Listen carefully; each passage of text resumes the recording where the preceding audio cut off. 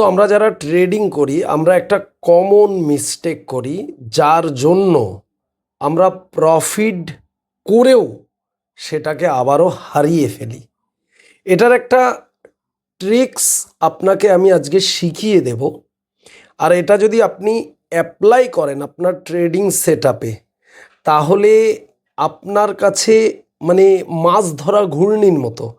মানে আপনি দেখেছেন কখনো, যদি এর ভেতরে মাছ একবার ঢুকে যায় আর সেখান থেকে বেরোতে পারে না।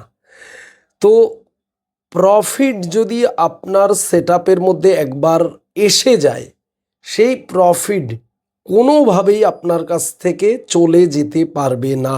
দেখুন, আমি একটি কয়েনে ট্রেড নিয়েছি যার নাম হয়েছে পিটিভি ইউএসডিটি, রাইট? এই ট্রেডটা আমি এখানে পাঞ্চ করেছি, এখানে নিয়েছি, আমার টার্গেট রয়েছে এখানে। আপনাদের একটু দেখাই, অলমোস্ট $21 প্রফিট চলছে, অর্থাৎ $21 প্রফিট চলছে এখন। টার্গেট $32 টার্গেট রয়েছে, অলমোস্ট টার্গেটের কাছাকাছি ট্রেডটা পৌঁছে গেছে।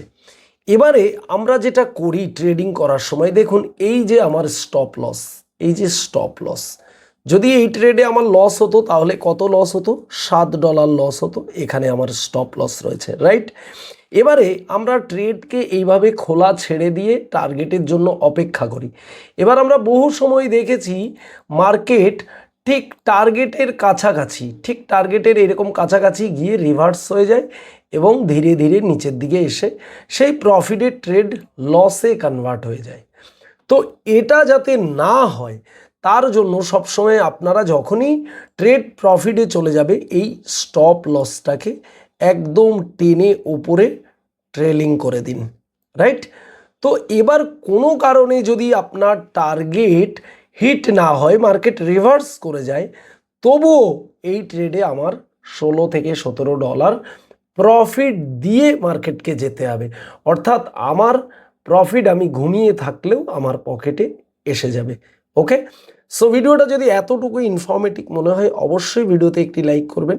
চ্যানেলে নতুন হলে অবশ্যই চ্যানেলটিকে সাবস্ক্রাইব করে রাখবেন এইরকম ইনফরমেশন পাওয়ার জন্য।